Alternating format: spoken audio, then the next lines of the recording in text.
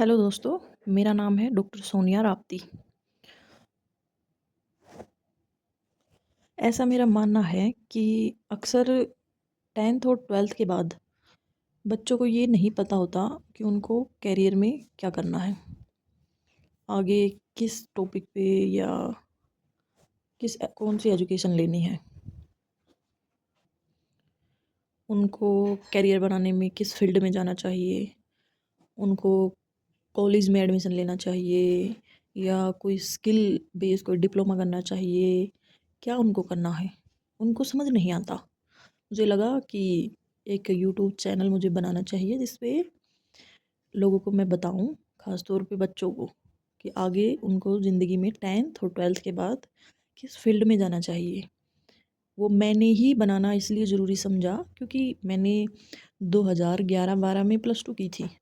उसके बाद मैंने खुद को ही मैंने 2 से ढाई साल तक टाइम दिया था कि मुझे खुद ही समझ नहीं आ रहा था कि क्या करना है। बहुत ही छोटी उम्र होती है, 10वीं कम से कम बच्चा 15-16 साल का कर लेता है। उसके बाद 17-18 साल में +2 हो जाती है।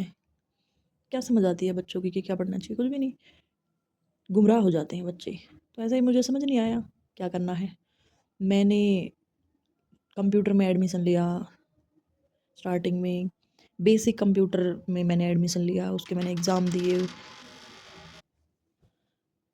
बेसिक कंप्यूटर सीखने के बाद कुछ समय अपने आप को देने के बाद भी मुझे कुछ समझ नहीं आया क्या करना है। फिर मैंने दोबारा टैली में एडमिशन लिया, लैंग्वेज सीखी, फिर मैंने एग्ज़ाम दे के उसको क्लियर किया। कुछ टाइम बाद फिर मुझे समझ नहीं आया क्या करना है। ऐसे करते करते फिर मैंने कंप्यूटर टीचर की जॉब की। ऐसे ही 2 साल हो गए +2 किए। तो फिर मुझे लगा कि मुझे डॉक्टरी में ज़्यादा इंटरेस्ट है, मुझे मेडिकल कोर्स करना चाहिए। लेकिन फिर भी मुझे खुद पे कॉन्फिडेंस नहीं हुआ, क्योंकि डॉक्टर बनना एक सिर्फ ये नहीं है कि बस आपने मुंह उठाया और मेडिकल में एडमिशन ले लिया। आपने स्टडी की या चीटिंग की, आपने एग्ज़ाम दिए, पास हो गए, किसी में री आ गई, अगले साल फिर पास हो गए, फिर आप क्लियर हो गया, फिर आप डॉक्टर बन जाओ, नहीं। मुझे लगा कि ये मुझे करके देखना चाहिए। तो ऐसा मैं कर नहीं सकती थी कि मेडिकल में मैं पढ़ाई करूँ, एडमिशन लूँ तो मुझे पता लगेगा करना चाहिए कि नहीं। मैंने ऐसे ही किसी हॉस्पिटल में जॉइन किया एज ए रिसेप्शन, और वहाँ पे मैंने एज ए रिसेप्शनिस्ट जॉब की और सीखा कि हॉस्पिटल क्या होता है। क्योंकि मेरी लाइफ में जब मैंने +2 की थी, उसके बाद 2 साल के बाद ऐसा मेरी यादगारी में हुआ नहीं कि मुझे या मैं या मेरी कोई फैमिली मेम्बर ज़्यादा बीमार हुआ हो, हॉस्पिटल में एडमिट हुआ हो। हॉस्पिटल लाइफ मुझे पता ही नहीं थी, सही पूछो तो। इसलिए फिर मैंने रिसेप्शन पे जॉब की 6 महीने, देखा, समझा, जाना जॉब क्या होती है, बिजनेस क्या होता है, अपने पैसा खर्चना क्या होता है, उसकी क्या फीलिंग है, माँ बाप देते हैं पॉकेट मनी, उसको खर्चने में क्या फील होता है, अपना पैसा खर्चने की क्या फीलिंग है। देखो, दुनिया में एक लड़का एक लड़की, दो ही लोग हैं, इन्हीं से सृष्टि बनती है।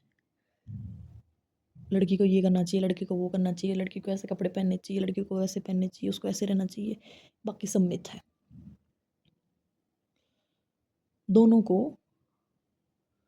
हक है कि वो कोई भी अपना स्टडी कर सकते हैं, बिजनेस कर सकते हैं, शादी अपनी मर्ज़ी से कर सकते हैं। लड़का और लड़की को अडल्ट होने के बाद हक होता है। फिर चलो ये सब तो चलता रहेगा। फिर मैंने 6 महीने में समझ लिया कि यस, मैं एक अच्छी डॉक्टर बन सकती हूँ। हमारे शरीर में ऑर्गन होते हैं बहुत सारे, जिनके अलग अलग डॉक्टर होते हैं। ये नहीं है कि मैंने 5 से 7 साल की पढ़ाई करके और मैं एक पूरी इंसान की डॉक्टर बन गई हूँ, वो किसी को भी कोई भी बीमारी हो मैं उसको ठीक कर सकती हूँ, नहीं, ऐसा भी नहीं होता।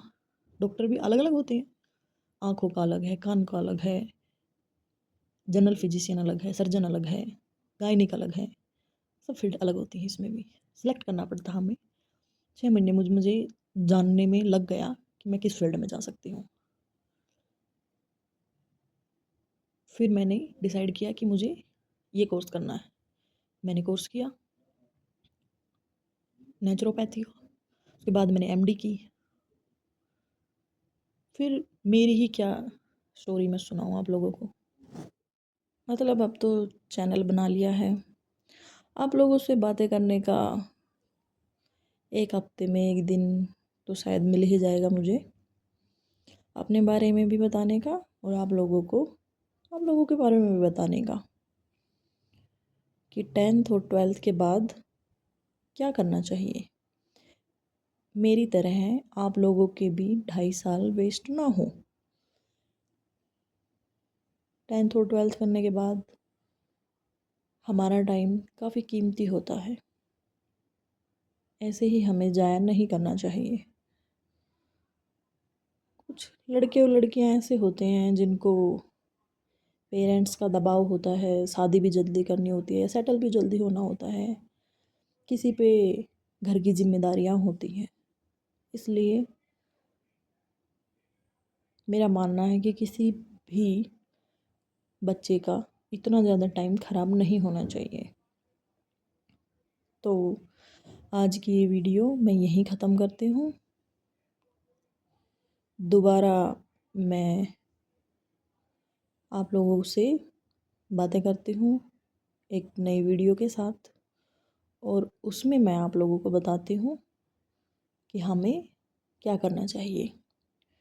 और 1 2 या 4 वीडियो में से पता नहीं चलता, स्टेप टू स्टेप मैं वीडियो आप लोगों के लिए बनाऊँगी। आप लोग सुनना और समझना।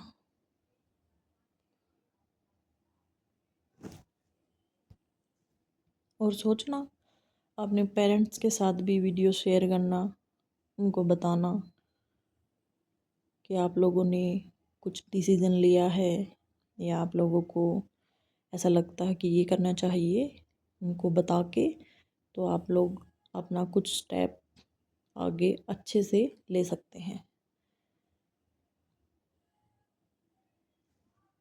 आज तो थी ये छोटी सी इंट्रोडक्शन वीडियो, मेरा ही इंट्रो। ठीक है, चलिए, नमस्ते। आप लोगों से फिर बात होती है एक नई वीडियो के साथ। शुक्रिया।